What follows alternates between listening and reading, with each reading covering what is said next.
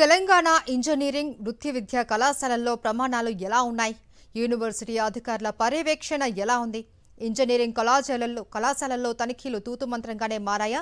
అధికారుల తీరుపై విద్యార్థి సంఘాలు ఏమంటున్నాయి? Watch the story. తెలంగాణలో ఇంజనీరింగ్ వృత్తి విద్యా కళాశాలల అనుబంధ గుర్తింపు కోసం తనిఖీలు ఏదో చేశామా అంటే చేశామా అన్నట్టుగా సాగాయి. అధికారులు కళాశాలల నిబంధనలకు పాతరేసి ఆమ్యామ్యాలకు ఆశపడి గుడ్డిగా అనుమతులు ఇచ్చేసే పని పెట్టుకున్నారనే ఆరోపణలు వినిపిస్తున్నాయి. కాలేజీల తనిఖీలు, సెలక్షన్ కమిటీ మీటింగ్లు నామమాత్రంగానే మారాయి. అధికారులు జేఎన్టీయూ పరిధిలో ఇంజనీరింగ్ కాలేజీల్లో ప్రమాణాలు పాటించకున్నా, రెగ్యులర్ ఫ్యాకల్టీ లేకున్నా, అర్హత ఉన్నవారు లేకపోయినా, ఉన్నవారికి జీతాలు ఇవ్వకపోయినా రైట్ మార్క్ వేసేశారనే వార్తలు వినిపిస్తున్నాయి. జేఎన్టీయూ, ఓయూ పెద్దల తీరుపై విమర్శలు వెల్లువెత్తుతున్నాయి. కళాశాలల ఇన్స్పెక్షన్ సందర్భంగా అవకతవకలు జరుగుతున్నాయని, ఇంజనీరింగ్ కాలేజీలు మోసం, దగాకు పాల్పడుతున్నాయని ప్రచారం జరిగినా అవేమీ పట్టించుకోకుండా పని కానిచ్చేశారు అధికారులు. తమకు జీతాలు ఇవ్వడం లేదని, దొంగ ఫ్యాకల్టీని తీసుకొచ్చారని ఆయా కళాశాలల్లో పనిచేసిన అధ్యాపక సిబ్బంది ఆందోళన చేసినా తమకు పట్టనట్టే వ్యవహరించారు. కళాశాలల తనిఖీల సందర్భంగా ఇంజనీరింగ్ కాలేజీలకు సంబంధం లేని వారిని ఫ్యాకల్టీగా చూపించాయి. కొన్ని కొత్తగా వచ్చిన కోర్సులకు ఫ్యాకల్టీ లేకున్నా అనుమతులు ఇస్తున్నారని విద్యార్థి సంఘాలు ఆరోపిస్తున్నాయి. సక్రమంగా అధికారులు తనిఖీలు చేసిన తరువాతే కాలేజీల్లో ఫీజు పెంపుపై ప్రభుత్వం నిర్ణయం తీసుకోవాలని విద్యార్థి సంఘాల నేతలు డిమాండ్ చేస్తున్నారు.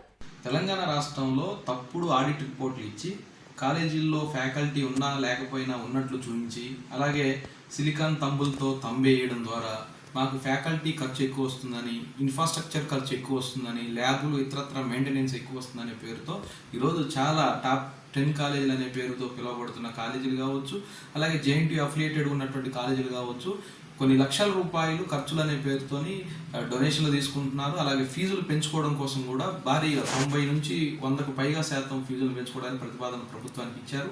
ఈ ఫీజులు పెంచితే ఈ రాష్ట్రంలో పేద విద్యార్థులు, అందులోనూ ప్రధానంగా బడుగు బలహీన వర్గాల విద్యార్థులకు ఇంజనీరింగ్ విద్య అనేది కలగానే మిగిలిపోయే అవకాశం ఉంటుంది. తనిఖీలకు వెళ్లిన వారు ఆ కాలేజీ రికార్డులు పరిశీలించిన పాపాన పోలేదనే ఆరోపణలు వినిపిస్తున్నాయి. కనీసం బహిరంగంగా కనిపించే ల్యాబ్, లైబ్రరీలను కూడా పరిశీలించలేదట.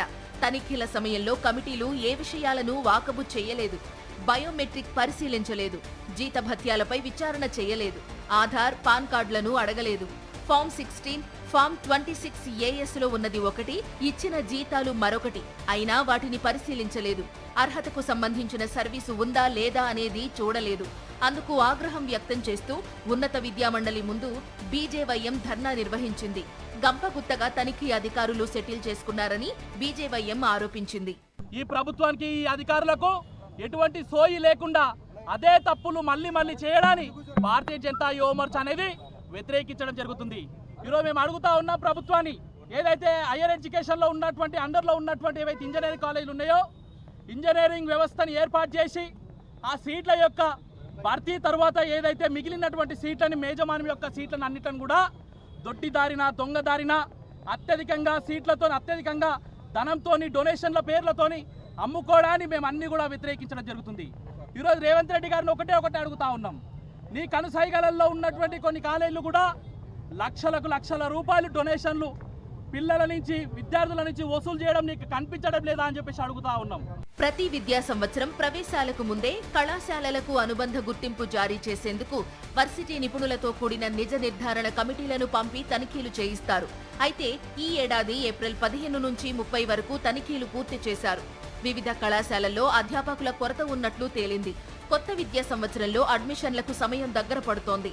అధికారులు మాత్రం లోపాలను సరిచేయకుండానే అడ్మిషన్ల ప్రక్రియకు శ్రీకారం చుట్టడానికి సమాయత్తం అవుతున్నారు. దీనిపై రాష్ట్ర ప్రభుత్వం ఎలాంటి చర్యలు తీసుకుంటుందో వేచి చూడాలి.